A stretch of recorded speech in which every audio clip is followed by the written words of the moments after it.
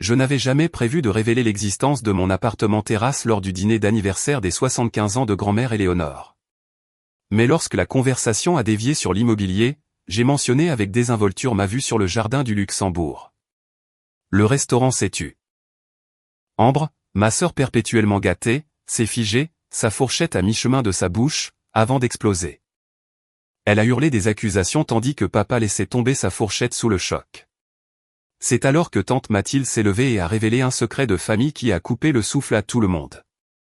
20 ans de favoritisme prenaient soudain un sens douloureusement logique. Cette nuit-là a changé tout ce que nous pensions savoir sur notre famille. En grandissant à Écully, une banlieue aisée à l'ouest de Lyon, j'ai appris très tôt que l'amour familial n'était pas distribué équitablement. Ma sœur Ambre, de 2 ans ma cadette, est devenue le soleil autour duquel notre famille orbitait presque dès sa naissance. Je peux identifier le moment exact où j'ai compris cette inégalité pour la première fois. J'avais 8 ans, j'étais assis à la table de la cuisine et je finissais mes devoirs de mathématiques. Maman a fait irruption par la porte, Ambre la suivant avec un sourire timide inhabituel. Jacques a appelé maman avec excitation à l'intention de mon père. Elle est prise. Ambre est acceptée à l'institution Saint-Louis. Papa s'est précipité hors de son bureau, rayonnant de fierté. Saint-Louis était l'école privée la plus prestigieuse de notre région, connue pour ses relations et son réseau d'anciens élèves plus que pour ses résultats académiques. Ils ont serré Ambre dans leurs bras, parlant tous les deux rapidement du brillant avenir que cela signifiait pour elle. Ça mérite un dîner de célébration, a annoncé papa en saisissant ses clés. Allons chez Paul Bocuse. Personne n'a mentionné que, juste un mois plus tôt, j'avais rapporté un bulletin scolaire avec une moyenne de 19/20 de mon école élémentaire publique, ou que mes professeurs m'avaient recommandé pour sauter une classe. Cette nouvelle avait été accueillie par des hochements de tête distraits et un « bon travail, Adrien », avant que la conversation ne se tourne vers le spectacle de danse d'Ambre. Tandis qu'Ambre fréquentait l'institution Saint-Louis avec ses cours soignés et ses équipements de pointe, je continuais à l'école publique Jules Ferry. Chaque matin, papa conduisait d'abord Ambre à son école, faisant un détour spécial juste pour elle avant de me déposer sur le chemin de son agence immobilière. Le contraste entre nos cadres éducatifs ne pouvait pas être plus frappant. Saint-Louis disposait d'un théâtre professionnel, d'une piscine olympique et de classes plafonnées à 12 élèves. Jules Ferry avait des manuels périmés, des classes surchargées et une cour de récréation avec des équipements datant des années 70. Ta sœur a besoin de plus de structure et d'attention individuelle, a expliqué maman une fois quand j'ai demandé pourquoi je ne pouvais pas aller à Saint-Louis moi aussi. Tu es naturellement brillant, Adrien. Tu t'en sortiras où que tu ailles. S'en sortir est devenu ma désignation familiale. Ambre avait besoin d'une attention particulière, d'une aide supplémentaire, d'opportunités additionnelles. Moi, je m'en sortais juste bien. Mes parents n'étaient pas des gens cruels. Jacques Roussel était un agent immobilier prospère qui avait bâti son entreprise à partir de rien. Catherine, ma mère, travaillait à temps partiel comme décoratrice d'intérieur, mettant souvent en scène les maisons pour les ventes de mon père. Ils offraient une vie confortable de classe moyenne supérieure, mais les disparités dans la façon dont ils traitaient leurs enfants étaient impossibles à ignorer. De nouveaux vêtements arrivaient régulièrement pour Ambre, toujours provenant des boutiques branchées de la presqu'île. Je recevais des sacs de vêtements d'occasion de nos cousins ou des habits de grands magasins achetés pendant les soldes. La chambre d'Ambre était redécorée toutes les quelques années pour refléter ses intérêts changeants. Mes meubles restaient le même ensemble que celui que j'avais quand j'étais tout petit. La seule personne qui semblait remarquer le déséquilibre était ma grand-mère, Éléonore, la mère de maman. Elle vivait à environ 30 minutes de là et nous rendait souvent visite. Contrairement à mes parents, grand-mère Éléonore prêtait attention à mes réussites et à mes intérêts.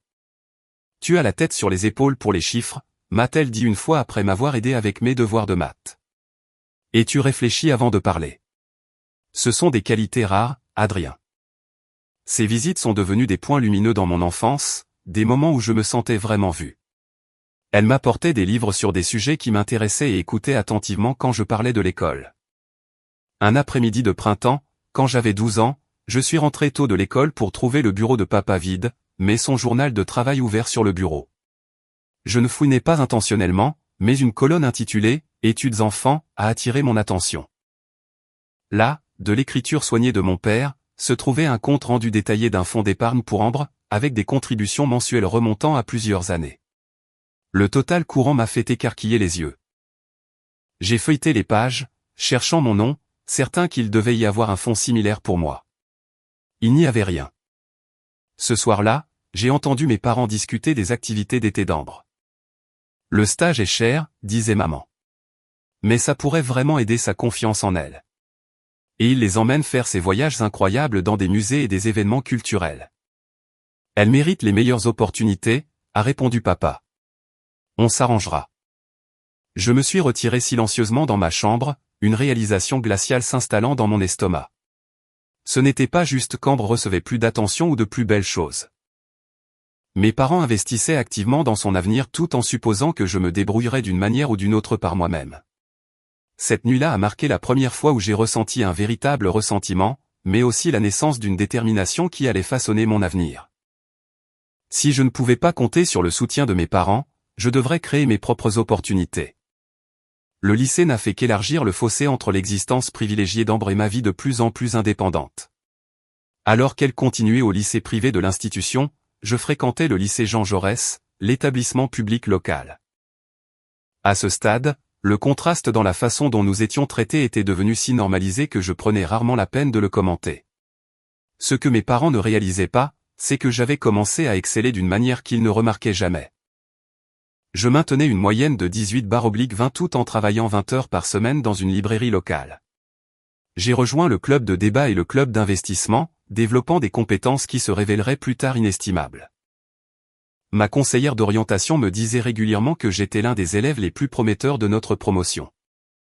Pendant ce temps, Ambre luttait académiquement malgré les avantages des petites classes et des tuteurs privés que mes parents lui fournissaient volontiers. Ses SMS à maman quand elle recevait une mauvaise note déclenchaient une action immédiate. Papa appelait les professeurs et maman organisait une aide supplémentaire. Ta sœur traite l'information différemment, expliquait maman quand je remettais en question le double standard. Elle a besoin de plus de soutien. Ma grand-mère est restée mon allié indéfectible. Durant mon année de seconde, elle m'a donné un livre sur les finances personnelles et l'investissement. J'ai toujours cru que l'indépendance financière donne le choix, m'a-t-elle dit. Commence petit, mais commence tôt. Quand j'ai eu 16 ans, grand-mère Éléonore m'a aidé à ouvrir mon premier compte d'investissement avec 500 € qu'elle avait économisés pour moi. Ne le dis pas à tes parents pour l'instant, a-t-elle conseillé. C'est entre nous jusqu'à ce que tu sois prêt à leur montrer ce que tu peux faire. Au début, j'étais confus par son secret. Mais j'ai vite compris. Mes parents avaient créé un récit sur leurs enfants qui serait difficile à changer. Ambre était la star au potentiel inexploité qui avait besoin de leurs ressources. J'étais celui qui était autonome et qui s'en sortirait toujours tout seul. Tante Mathilde, la sœur cadette de mon père, a commencé à remarquer la disparité lors de ses visites. Contrairement à mon père, qui avait suivi une voie conventionnelle dans l'immobilier après l'université, Mathilde avait bâti une carrière prospère dans la finance d'entreprise à Londres. Elle visitait Lyon plusieurs fois par an et m'emmenait souvent déjeuner lors de ses voyages. Tu me rappelles moi-même à ton âge, m'a-t-elle dit lors d'une de ses sorties. Toujours à observer, toujours à penser 3 coups à l'avance. Elle a commencé à m'envoyer des articles sur les affaires et la finance, encourageant mon intérêt pour l'investissement. Comme ma grand-mère, elle semblait reconnaître quelque chose en moi que mes parents manquaient totalement. Le contraste dans notre traitement a atteint son apogée quand Ambre a eu 18 ans. Pour son anniversaire, mes parents lui ont offert une Audi argentée flambant neuve, avec un énorme nœud rouge sur le capot. La voiture coûtait plus que ce que beaucoup de familles gagnaient en un an. Elle a besoin d'un transport fiable, a expliqué papa à table ce soir-là. Et elle l'a mérité avec son travail acharné. J'ai ravalé l'envie de souligner que les notes d'Ambre restaient médiocres au mieux, et qu'elle n'avait jamais eu de petit boulot. Au lieu de cela, je me suis excusé et j'ai marché les 10 pâtés de maison jusqu'à mon service du soir à la librairie, le même trajet que je faisais depuis 2 ans. Ce printemps-là, j'ai été accepté à l'université Paris-Dauphine. C'était une université publique prestigieuse, donc les frais de scolarité étaient faibles, mais le coût de la vie à Paris était élevé. Combiné avec mes économies et un prêt étudiant, je pouvais m'en sortir. Mes parents ont offert des félicitations minimales, pivotant immédiatement pour discuter des candidatures d'Ambre à plusieurs écoles de commerce privées hors de prix, malgré son dossier académique modeste. Quelques semaines plus tard, l'école privée d'Ambre a organisé une cérémonie de remise des diplômes élaborés, suivie d'une fête somptueuse que mes parents ont organisée dans un club de golf. Pendant la fête, je suis sorti prendre l'air et j'ai entendu mon père parler avec un collègue près de la terrasse. C'est Ambre qui a le vrai potentiel, disait papa. Une fois qu'elle aura compris ce qu'elle veut, il n'y aura pas de limite. Je prévois déjà de l'intégrer dans l'entreprise après ses études. Elle a la personnalité parfaite pour l'immobilier. Et ton fils, a demandé le collègue. Adrien. Il s'en sortira, a répondu papa avec un geste dédaigneux. Il a toujours été indépendant. Il fait ses trucs dans son coin. Mais Ambre, elle est spéciale. Elle a juste besoin des bonnes opportunités. Je me suis éloigné avant qu'il ne puisse me remarquer, un étrange mélange de blessures et de résolution se solidifiant en moi. C'était le moment où j'ai décidé d'arrêter d'espérer la reconnaissance de mes parents et de me concentrer entièrement sur la construction de mon propre avenir, un avenir qu'ils ne pourraient ni minimiser ni rejeter. La vie universitaire m'a offert la liberté dont j'avais rêvé. À Paris, personne ne me connaissait comme le frère d'Ambre ni n'avait d'idées préconçues sur lequel des frères et sœurs Roussel avaient du potentiel. J'étais jugé uniquement sur mes mérites, et je me suis épanoui dans cet environnement. Mon compte d'investissement, commencé avec les 500 € de grand-mère Éléonore, avait déjà modestement grandi grâce à quelques choix d'actions judicieux. Je continuais à l'alimenter avec de petits montants provenant de mes gains de travail, me concentrant sur des entreprises que j'étudiais minutieusement. Ambre, pendant ce temps, s'est inscrite à une prestigieuse école de commerce privée à Lyon où mes parents payaient les frais de scolarité complets, plus de 15 000 € par an. Elle a rejoint le bureau des étudiants, BDE, et s'est rapidement immergée dans la scène sociale. Ses publications sur les réseaux sociaux montraient un tourbillon de soirées, de week-ends au ski et de virées shopping. Durant ma 2e année, j'ai reçu un coup de téléphone de grand-mère Éléonore. Sa voix normalement forte semblait frêle. J'ai eu une petite alerte santé, m'a-t-elle dit. Rien de trop inquiétant, mais les médecins veulent faire des tests. La petite alerte santé s'est avérée être un cancer du sein à un stade précoce. J'ai immédiatement ajusté mon emploi du temps pour lui rendre visite régulièrement, prenant le TGV pour Lyon un week-end sur 2 pour l'aider avec les courses, cuisiner des repas pour la semaine, ou simplement lui tenir compagnie pendant ses traitements. Tu n'as pas besoin de venir si souvent, Adrien, protestait-elle doucement. Je le veux, répondais-je simplement. Ambre a rendu visite une fois brièvement, apportant un bouquet de fleurs avant de repartir précipitamment pour un gala étudiant. Mes parents prenaient des nouvelles périodiquement, mais étaient occupés par le travail et par le financement du mode de vie de plus en plus coûteux d'Ambre. Lors de ces visites, grand-mère Éléonore et moi discutions souvent de mes investissements et de mes projets de carrière. Elle m'a présenté à son conseiller financier, un vieux monsieur gentil qui a été impressionné par mes connaissances et m'a offert des conseils supplémentaires. À la fin de ma 2e année, j'avais obtenu un stage d'été compétitif dans une société de services financiers à la Défense. Le poste payait assez bien pour que je puisse me permettre un petit studio près du campus pour ma 3e année, éliminant mes coûts de logement étudiant. Je continuais à vivre frugalement, investissant la différence et regardant mon modeste portefeuille grandir.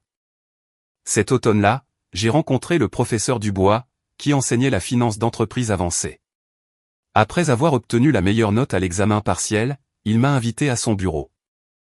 Vous avez un niveau de connaissances pratiques inhabituel pour un étudiant de 1er cycle, a-t-il noté. Avez-vous réfléchi à ce que vous voulez faire après l'obtention de votre diplôme? Sous son mentorat, j'ai commencé à formuler des objectifs de carrière plus concrets. Le professeur Dubois avait des relations dans plusieurs entreprises prestigieuses à Paris et à Londres, et il a suggéré que je pourrais être fait pour la gestion d'investissement. C'est compétitif, a-t-il prévenu. Mais vous avez les compétences analytiques et le tempérament pour cela.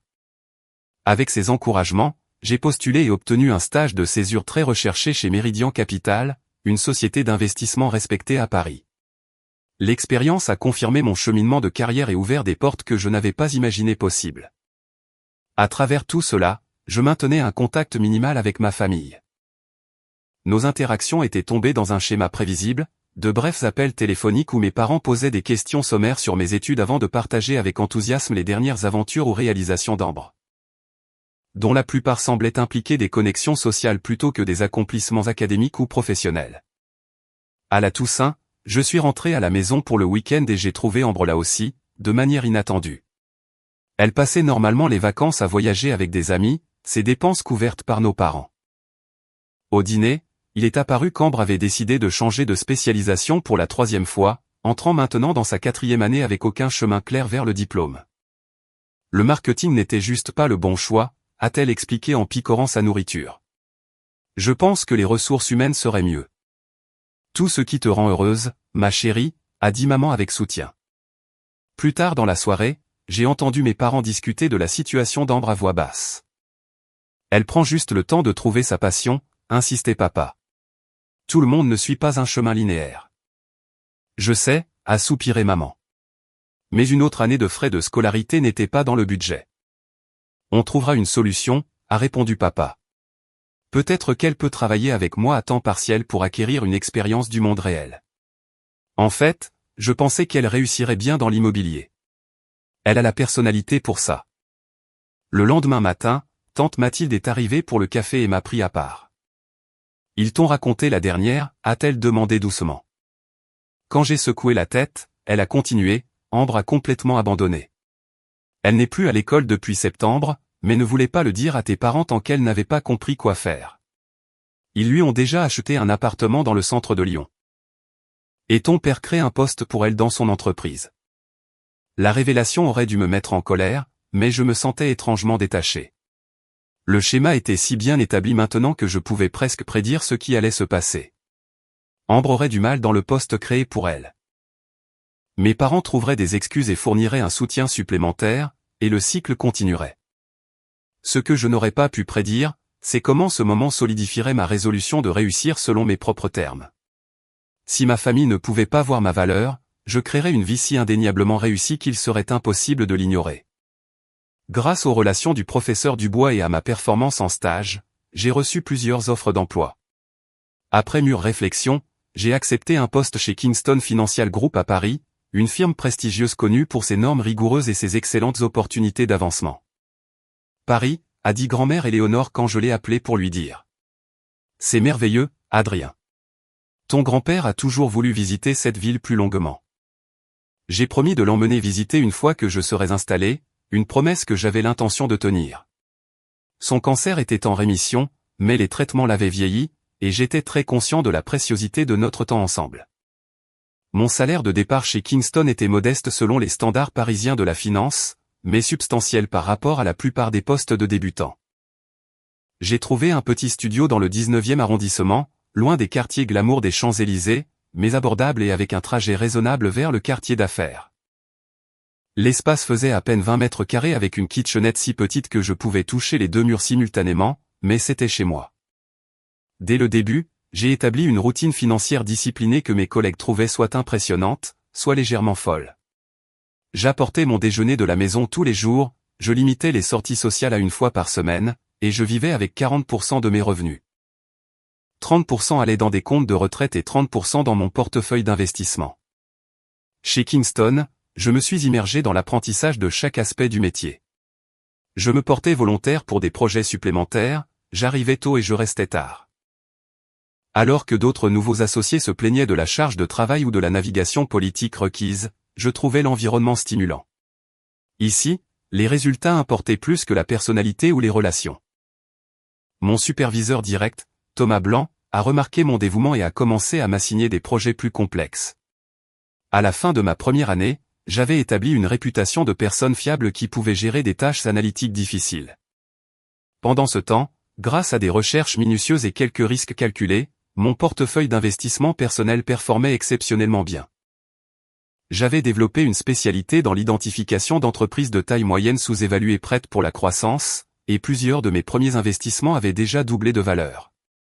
Lors de mes appels réguliers avec grand-mère Éléonore, je partageais des versions abrégées de mes progrès, conscient qu'elle pourrait par inadvertance relayer des informations à mes parents.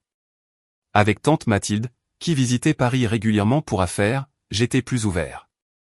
Tu construis quelque chose de remarquable, a-t-elle commenté lors d'un dîner. Mais est-ce que quelqu'un d'autre dans la famille le sait? J'ai haussé les épaules. Ils ne se sont jamais particulièrement intéressés à mes finances. Ce n'est pas la question, Adrien. Tu as accompli plus en 2 ans que la plupart des gens en une décennie. Tu ne veux pas qu'ils le sachent. Pas encore, ai-je répondu après un moment de réflexion. Je ne fais pas ça pour leur approbation. La vérité était plus compliquée. Une partie de moi voulait préserver ma vie privée jusqu'à ce que mon succès soit si substantiel qu'il ne puisse être minimisé ou attribué à la chance. Une autre partie, dont j'étais moins fier, voulait qu'il continue à me sous-estimer jusqu'à ce que la révélation soit vraiment choquante. Lors d'une visite de Noël à la maison, j'ai eu une image plus claire de la situation d'Ambre. Malgré son titre de directrice marketing junior dans l'entreprise de notre père, son rôle semblait consister principalement en des publications sur les réseaux sociaux et à l'accompagner à des événements de réseautage. Elle vivait toujours dans l'appartement du centre-ville que nos parents avaient acheté, conduisait un modèle d'Audi plus récent que sa première voiture, et prenait des vacances fréquentes qui apparaissaient sur son fil Instagram. Des voyages de développement commercial, a expliqué papa. Quand j'ai nonchalamment posé des questions sur l'une de ses vacances à Courchevel, le réseautage est crucial dans l'immobilier, j'ai hoché la tête et changé de sujet, choisissant de ne pas souligner que skier avec des amis d'école constituait rarement du développement commercial. Lors de ma 3e année chez Kingston, j'avais reçu 2 promotions et mon salaire avait presque doublé. Mon portefeuille d'investissement avait grandi à un niveau qui générait un revenu passif significatif.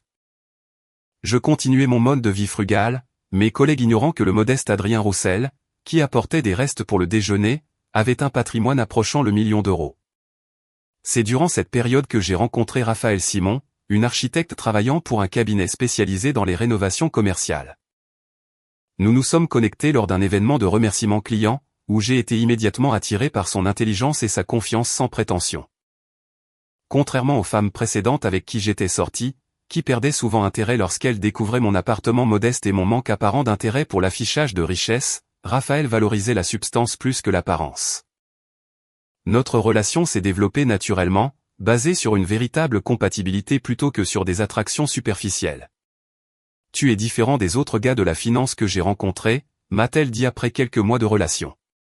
Moins de frimes, plus de fonds. Je me suis retrouvé à partager plus avec Raphaël qu'avec quiconque à part grand-mère Éléonore et tante Mathilde. Un soir, après le dîner dans son appartement, je lui ai parlé de ma dynamique familiale et de mon succès financier privé. Donc essentiellement, tu es secrètement riche tout en vivant comme un étudiant, a-t-elle clarifié, l'air amusé. Je ne dirais pas riche, ai-je nuancé. Aisé. Et ma famille n'en a aucune idée. Ma grand-mère et ma tante savent. Les autres pensent que je survis à peine dans un emploi de débutant. Raphaël a considéré cela. C'est ton droit de garder tes finances privées. Mais à un moment donné, est-ce que continuer cette charade ne sert pas leur récit selon lequel tu as moins réussi que ta sœur? Sa question est restée avec moi, provoquant une réflexion plus profonde sur mes motivations.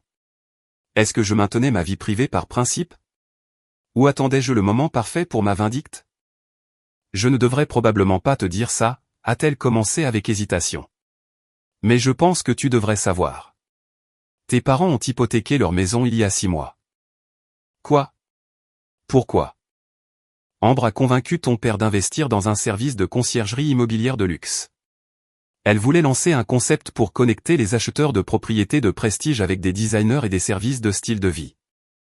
Combien, ai-je demandé, anticipant déjà la réponse. 300 000 €, a répondu tante Mathilde lors d'un appel suivant.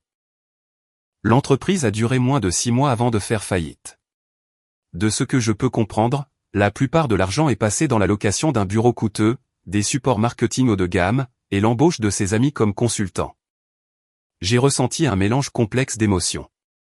De l'inquiétude pour la sécurité financière de mes parents, de la frustration face à leur soutien continu envers Ambre, et un étrange sentiment de détachement, comme si j'entendais parler de parents éloignés plutôt que de ma famille immédiate. T'ont-ils dit quoi que ce soit à ce sujet, a demandé tante Mathilde. Non, ai-je répondu. Nous ne discutons pas vraiment finance. La conversation a renforcé ma conviction grandissante qu'un jour prochain, je devrais arrêter de cacher ma lumière, comme le disait souvent grand-mère Éléonore, non par rancune ou pour me venger, mais parce que continuer à jouer le rôle qu'il m'avait assigné devenait de plus en plus malhonnête. Ma 5e année chez Kingston Financial a apporté une autre promotion significative. À 27 ans, je suis devenu le plus jeune gestionnaire d'investissement senior de l'histoire de l'entreprise.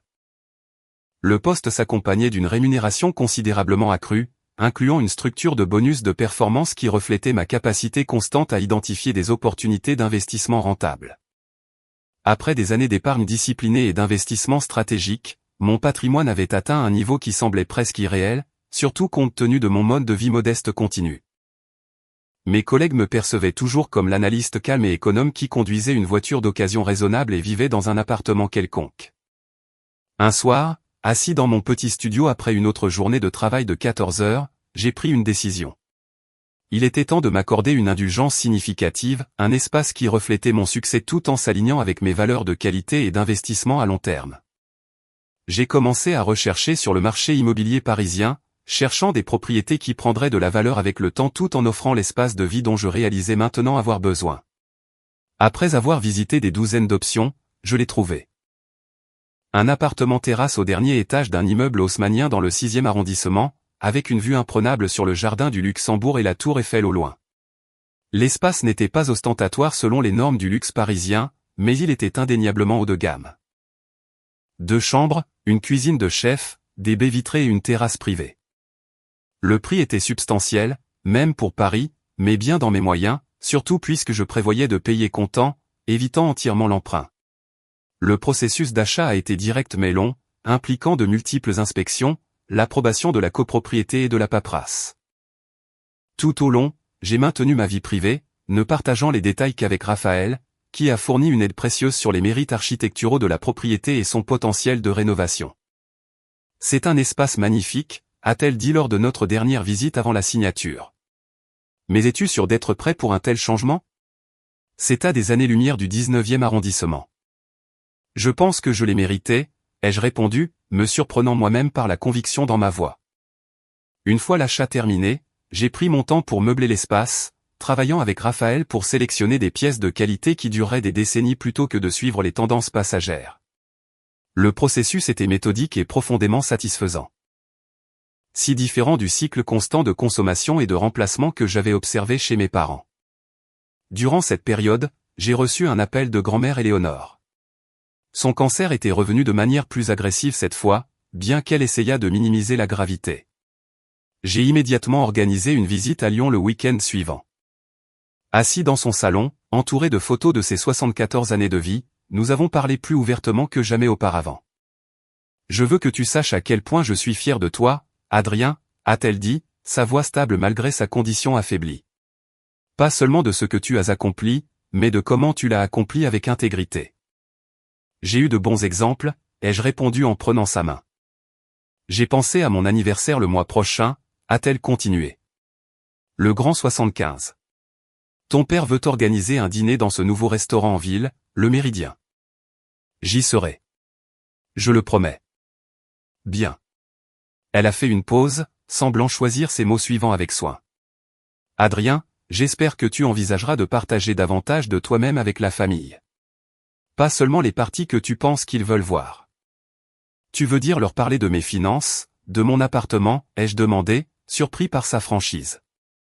Je veux dire, arrête de cacher ta lumière, a-t-elle répondu. Tu as passé tant d'années à être négligé que tu as pris l'habitude de rester dans l'ombre, mais cela ne sert personne, et surtout pas toi. Ces mots sont restés avec moi pendant le TGV de retour vers Paris. Jouais-je encore le rôle qui m'avait été assigné il y a des années?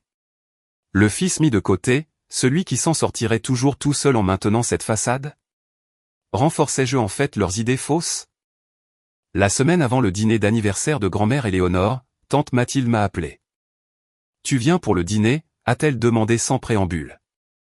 Bien sûr, je ne manquerai ça pour rien au monde. Bien, parce que tu dois savoir ce qui s'est dit. Son ton avait un tranchant que j'entendais rarement.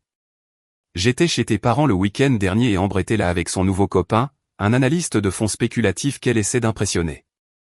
Et, ai-je incité quand elle a marqué une pause. Ton nom a été mentionné et Ambre a dit à ce type que tu survivais tout juste dans un emploi financier obscur à Paris. Ton père a hoché la tête et a ajouté que tu n'étais pas aussi ambitieux que ta sœur, mais que tu semblais te contenter de ta vie simple. J'ai ressenti un pincement familier de blessure rapidement suivi de résignation. Bien sûr qu'ils présenteraient ma vie de cette façon. Cela correspondait à leur récit établi. Pourquoi me dis-tu ça, ai-je demandé. Parce que j'en ai assez, Adrien. J'en ai assez de les voir te dénigrer alors que tu as accompli plus qu'ils ne pourraient l'imaginer. Et j'en ai assez que tu le permettes. Ces mots ont fait mouche, s'alignant avec les 12 encouragements de grand-mère Éléonore. Peut-être était-il en effet temps d'arrêter de jouer un rôle qui ne me convenait plus, s'il ne m'avait jamais convenu. La veille de mon départ pour Lyon, je me suis assis sur la terrasse de mon appartement, regardant les lumières scintillantes de la tour Eiffel. Raphaël m'a rejoint, me tendant un verre de vin. « As-tu décidé ?» a-t-elle demandé, connaissant le débat interne que je menais. « Je pense que oui », ai-je répondu. Pas pour créer un drame, mais parce que continuer à cacher des parties importantes de ma vie est devenu malhonnête.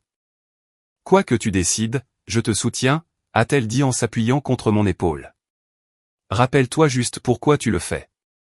Pas pour leur réaction, mais pour ta vérité. » Alors que mon train arrivait à la gare de Lyon-Part-Dieu le lendemain, je ressentais un curieux mélange d'anticipation et de calme. Après des années à vivre dans l'ombre des perceptions de ma famille, j'étais enfin prêt à entrer dans ma propre lumière. Le Méridien était exactement le type de restaurant que mon père choisirait. Cher sans être innovant, impressionnant pour son cercle social, sans nécessiter une réelle sophistication culinaire. Des lustres en cristal pendaient de plafond à caisson, et le personnel en tenue formelle glissait entre les tables couvertes de nappes blanches immaculées. Je suis arrivé tôt, me donnant le temps de composer mes pensées et de saluer grand-mère Éléonore avant l'arrivée des autres.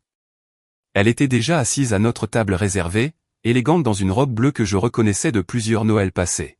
« Adrien » a-t-elle souri, son visage s'illuminant alors que je me penchais pour l'embrasser. « Tu as l'air merveilleux. »« Toi aussi » ai-je répondu en prenant le siège à côté d'elle.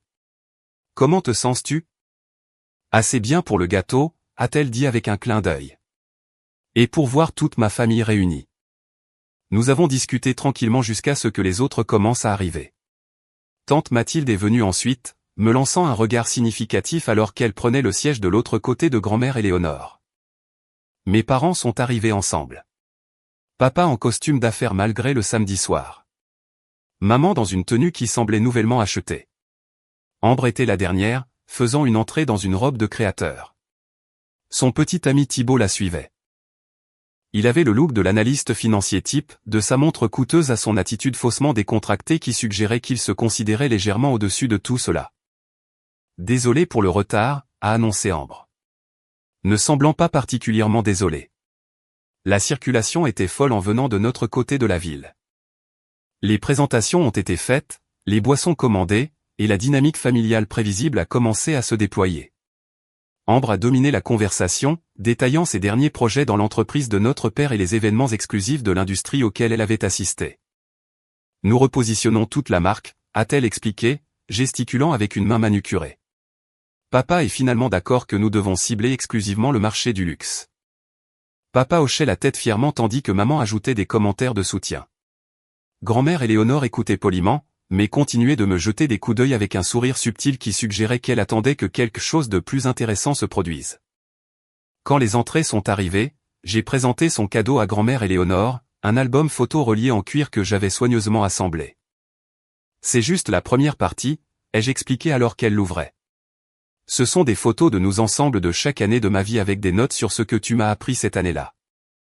Les yeux de grand-mère Éléonore se sont embués alors qu'elle tournait les pages lentement. Oh, Adrien, c'est précieux. Ambre, clairement irritée par le changement d'attention, a poussé un petit sac cadeau vers notre grand-mère. Ça vient de moi. Désolé, ce n'est pas emballé.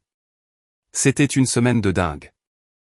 À l'intérieur se trouvait une écharpe de grand magasin générique avec l'étiquette de prix toujours attachée. Grand-mère Éléonore l'a remercié poliment tandis qu'Ambre a rapidement redirigé la conversation vers son récent week-end au spa.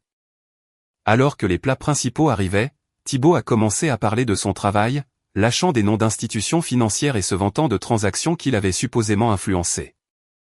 Le marché parisien est absolument en feu en ce moment, a-t-il déclaré. Surtout pour les propriétés de luxe. Je viens de conseiller un client sur un achat avenue Foch qui prendra 20% en 18 mois, garantie. Papa s'est engagé avec empressement, toujours intéressé par les tendances immobilières. Et le 6e arrondissement ? J'entends dire que ce marché se stabilise. Ça dépend de l'immeuble et de la vue, a répondu Thibaut avec la confiance imméritée de quelqu'un répétant quelque chose qu'il a entendu mais ne comprend pas totalement. Les vues sur le jardin du Luxembourg sont toujours premium, mais vous regardez à 8 chiffres minimum pour quelque chose de valable. J'avais été silencieux pendant la majeure partie du dîner, observant les schémas familiers et attendant une ouverture organique.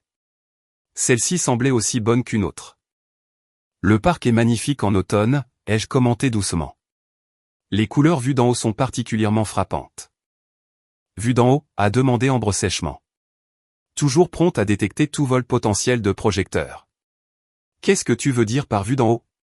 Ton taudis dans le 19e a à peine une vue sur la rue, encore moins sur le jardin du Luxembourg. Il y eut un moment de silence parfait à la table. Tante Mathilde réprima un sourire tandis que grand-mère Éléonore observait attentivement. Mes parents semblaient confus, incertains de la direction que prenait cette conversation. En fait, ai-je répondu calmement. J'ai déménagé récemment. Oh, a dit maman, faisant un effort d'intérêt. Un nouvel appartement. Oui, rue Guinemer. J'ai pris une gorgée d'eau. Le dernier étage, avec la terrasse, spécifiquement. Le silence qui a suivi était profond. La fourchette de papa, à mi-chemin de sa bouche, s'est figée en l'air avant de tomber bruyamment dans son assiette. Maman clignait des yeux rapidement comme si elle essayait de traiter une information dans une langue étrangère. Le visage d'Ambre est passé par la confusion, l'incrédulité, puis une colère montante. Ce n'est pas possible, a-t-elle finalement bafouillé. Tu ne peux pas te permettre ça. Tu as toujours survécu à peine. En fait, je m'en sors plutôt bien, ai-je répondu. Je suis gestionnaire d'investissement senior chez Kingston Financial. Depuis plus d'1 an maintenant. Mais tu apportes des gamelles au travail, a protesté Ambre, répétant un détail que j'avais mentionné une fois lors d'un dîner de famille. Et tu vivais dans ce minuscule appartement à Pantin. J'ai choisi de vivre en dessous de mes moyens et d'investir la différence, ai-je expliqué.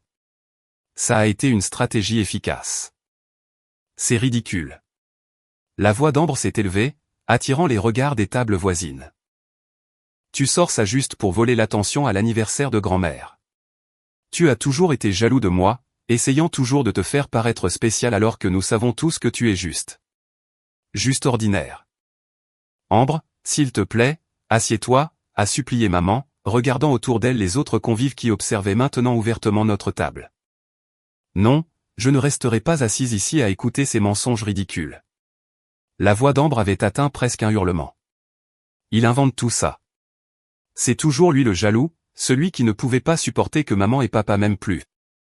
À ce moment-là, je n'ai ressenti aucun triomphe, aucune vindicte, seulement une profonde tristesse pour ma sœur, dont l'identité était si enveloppée dans le fait d'être la favorite que mon succès menaçait tout son sens de soi. Papa me fixait avec un mélange d'incrédulité et d'autres choses, de la peur peut-être, ou la réalisation naissante qu'il avait fondamentalement mal compris son propre fils pendant des décennies. Alors tante Mathilde s'est levée, plaçant ses 2 mains sur la table en se penchant en avant. Sa voix était stable mais portait une intensité indubitable. Ça suffit, Ambre. Adrien ne ment pas. J'ai vu son appartement. Je suis au courant de sa réussite depuis des années. Elle a pris une profonde inspiration. Et tant qu'on est enfin honnête les uns envers les autres, il y a autre chose qui doit être dit. Quelque chose qui explique beaucoup de cette dynamique familiale. La table est devenue complètement silencieuse. Tous les yeux sur tante Mathilde. Jacques, a-t-elle dit, regardant directement notre père. J'ai respecté tes choix pendant 28 ans. Je t'ai regardé surcompensé par culpabilité. Mais c'est allé trop loin, trop longtemps. Le visage de papa s'est vidé de sa couleur. Mathilde, ne fais pas ça. Ambre n'est pas ta fille biologique, a dit tante Mathilde fermement. Et je pense que tout le monde ici mérite de savoir la vérité. Maman a halté, sa main volant à sa bouche. Grand-mère Éléonore a fermé les yeux brièvement, suggérant que ce n'était pas une nouvelle pour elle. Ambre est restée figée, sa colère remplacée par le choc. De quoi parles-tu, a chuchoté Ambre. Maman a eu une liaison, a continué tante Mathilde, ses yeux toujours fixés sur papa. Tu as été conçu pendant une période difficile de leur mariage. Papa a choisi de rester, de t'élever comme sa propre fille. Mais sa culpabilité et sa surcompensation ont créé cette dynamique familiale dysfonctionnelle où Adrien a été négligé et toi gâté à ton propre détriment. Le silence qui a suivi était absolu. Même le bruit ambiant du restaurant semblait s'être estompé. Ambre fixait notre père, plaidant silencieusement pour un démenti, mais son expression confirmait la vérité. Sans un autre mot, elle a attrapé son sac à main et a fui le restaurant. Thibault l'a suivi maladroitement après un moment d'hésitation. Papa a enfoui son visage dans ses mains tandis que maman commençait à pleurer doucement. Tante Mathilde est restée debout, sa posture suggérant qu'elle était prête à défendre sa décision de révéler ce secret après tant d'années. Grand-mère Éléonore a cherché ma main sous la table et l'a serrée doucement. Quand je me suis tourné vers elle, elle m'a donné un sourire triste qui transmettait à la fois le regret pour la scène douloureuse et le soulagement que la vérité soit enfin sortie. Je pense, ai-je dit doucement, que nous avons tous besoin de temps pour digérer cela, mais grand-mère mérite quand même sa fête d'anniversaire. J'ai fait signe au serveur, qui rôdait d'incertain à proximité. Pouvons-nous avoir le gâteau maintenant, s'il vous plaît? À ce moment-là, au milieu des décombres des secrets de famille et des idées fausses de longue date, j'ai réalisé que la vraie richesse avait peu à voir avec les pantous ou les portefeuilles d'investissement. Elle se trouvait dans la capacité à rester calme quand les autres s'effondrent, à chercher la résolution quand les autres cherchent la fuite, et à reconnaître que même les vérités douloureuses offrent la possibilité de guérison. Les jours suivant le dîner d'anniversaire de grand-mère Éléonore ont été étrangement calmes. Ambre ne répondait aux appels d'aucun membre de la famille. Maman s'est repliée sur elle-même, alternant entre larmes et long silence. Papa semblait avoir vieilli du jour au lendemain. L'agent immobilier confiant remplacé par un homme aux prises avec les conséquences de décennies de secrets et de traitements inégaux. J'ai prolongé mon séjour à Lyon, en partie par inquiétude pour grand-mère Éléonore, et en partie parce que je sentais que partir immédiatement ne ferait qu'approfondir la fracture familiale. Le 3e jour après le dîner, papa a appelé et a demandé si je voulais bien le rencontrer pour un café. Nous nous sommes assis l'un en face de l'autre dans un petit café près de son bureau, 2 hommes qui partageaient le même ADN mais ne s'étaient jamais vraiment connus. Pendant plusieurs minutes, aucun de nous n'a parlé. Je te dois des excuses, a finalement dit papa, la voix rauque d'émotion. Beaucoup d'excuses, en fait. J'ai attendu, lui laissant l'espace pour continuer. Ce que Mathilde a dit au dîner. C'est vrai. Il fixait sa tasse de café. Ta mère et moi avons traversé une période difficile quand tu avais environ 2 ans. Nous nous sommes séparés brièvement. Pendant ce temps, elle a eu une relation avec quelqu'un d'autre. Quand elle m'a dit qu'elle était enceinte d'Ambre, j'avais un choix à faire. Il a levé les yeux vers moi, les yeux rouges. J'ai choisi de rester, de reconstruire notre mariage, d'élever Ambre comme ma fille. Personne d'autre ne savait à part Mathilde et ta grand-mère. Et c'est pour ça que tu l'as toujours favorisée, ai-je demandé, gardant ma voix neutre. Papa a grimacé au mot « favoriser », mais ne l'a pas nié. Je surcompensais. J'avais tellement peur qu'au fond de moi je la traite différemment que je suis allé trop loin dans l'autre direction. Et dans le processus, j'ai échoué à te voir clairement. Pour ce que ça vaut, ai-je dit après un moment, je pense que tu l'as aimée comme ta propre fille, mais tu as créé une dynamique où Ambre n'a jamais eu à mériter quoi que ce soit ou à faire face à des conséquences. Ce n'était pas bon pour elle non plus. Papa a hoché la tête lentement. Quand es-tu devenu si sage? Probablement à peu près au moment où j'ai réalisé que je devrais créer mon propre chemin sans beaucoup de soutien, ai-je répondu honnêtement. Ça m'a forcé à réfléchir profondément à ce que je voulais vraiment de la vie. Et l'appartement, ta carrière, tout ça est réel, a-t-il demandé. En réponse, j'ai sorti mon téléphone et lui ai montré des photos de mon appartement, de mon bureau, de la vue depuis ma terrasse. Avec chaque image, son expression passait de l'incrédulité à un mélange complexe de fierté et de regret. J'aimerais le voir un jour, a-t-il dit doucement. Si tu le veux bien, vous êtes tous les bienvenus à tout moment, ai-je répondu, surpris de constater que je le pensais vraiment.